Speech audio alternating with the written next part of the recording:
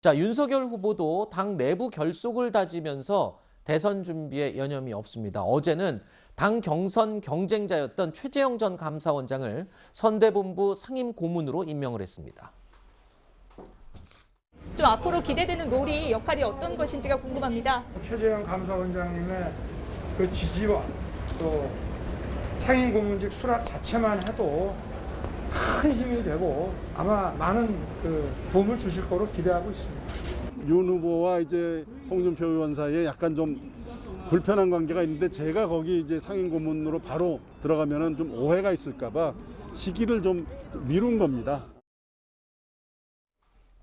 자, 최재형 전 원장은 지난 경선에서 홍준표 의원을 지지하기도 했던 인물이죠.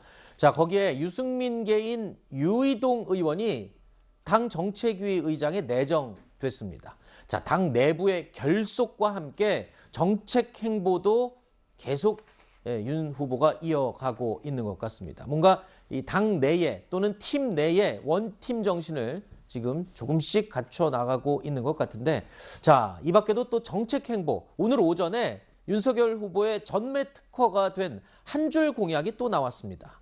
자, 한 줄 공약의 내용은 바로 이겁니다. 화면에 보시는 주식 양도세 폐지 7글자 메시지인데, 설 연휴를 앞두고 당심 결속과 함께 표심 공약, 2마리 토끼를 다 잡겠다, 뭐 이렇게 보입니다. 그러니까 저게 그냥 완전 폐지는 아닌 것 같아요. 이게 위키운에 어떻게 올라가 있냐면은 네. 주식 양도세 도입 시점에 맞춘 증권거래세 완전 폐지 그렇게 돼 있거든요. 네. 근데 증권거래세랑 주식 양도세는 논리적으로는 하나는 있어야 돼요. 이게 만약에 다 없어버리면 진짜 헤지펀드들이 물밀듯이 들어올 염려가 있거든요. 네. 그래서 제가 볼 때는 지금은 주식 양도세 대상이 대주주에만 대상으로 돼 있는데 앞으로 이거를 확대하겠다고 해 나가고 있으면서 그때 이제 증권거래세를 처음에 완전 폐지한다고 했으니까 증권거래세 폐지하고 상충하지 않는 범위 내에서의 단계적 폐지. 저기서는 완전 폐지라는 용어는 아니고 그냥 폐지라고 돼 있잖아요. 네네. 그래서 그냥 그 정도로 생각을 하시는 게 맞는 것 같습니다. 이거는 나중에 캠프에서 추후에 입장이 확실하게 정리될 건데 저거를 지금 당장 완전 폐지하겠다 뭐 그렇게 볼 수는 없을 것 같습니다. 한 줄 공약이 전달은 간단한데 이렇게 긴 설명이 필요하군요. 아니 위키운에 좀 상충되는 것 같은 내용이 있어서. 알겠습니다. 어쨌든 뭐 최근에 불과 얼마 전까지만 해도 윤석열 후보가 이 당내 갈등으로 되게 어려운 시간을 보냈었는데 그 입장이 이재명 후보와 최근에 또 갑자기 싹 바뀐 것 같습니다.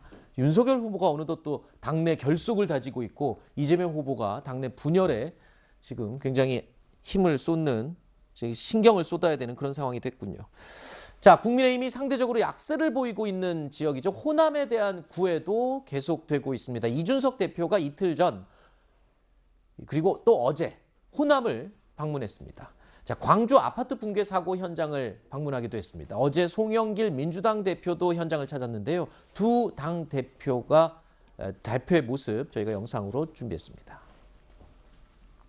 저희 정치권에서 특히 야당으로서 저희가 도움을 드리고 또 저희가 이런 일이 다시 발생하지 않도록 할 수 있는지에 대해 가지고 더민주당 거부한다! 거부한다! 거부한다! 이제 와서 뭔 말이다! 저희도 좀 답답한 게 표 찍을 때만 텃밭이고 뭐 호남에 호소하고 민주당이 뭐 호남에 뭐 이런 거라고 하면서 실제적으로 어떻게 국힘당보다도 늦게 옵니까? 아니, 안 와도 되는데 무슨 조치를 했습니까? 그만 씌웠습니다. 우리 5분의 실종자들이 조속하게 수습될 수 있도록 최선을 다하고 저희가 집권 여당으로서 당연히 모든 이야기를 들어야 되고 어떠한 질책도 달갑게 받아야 됩니다.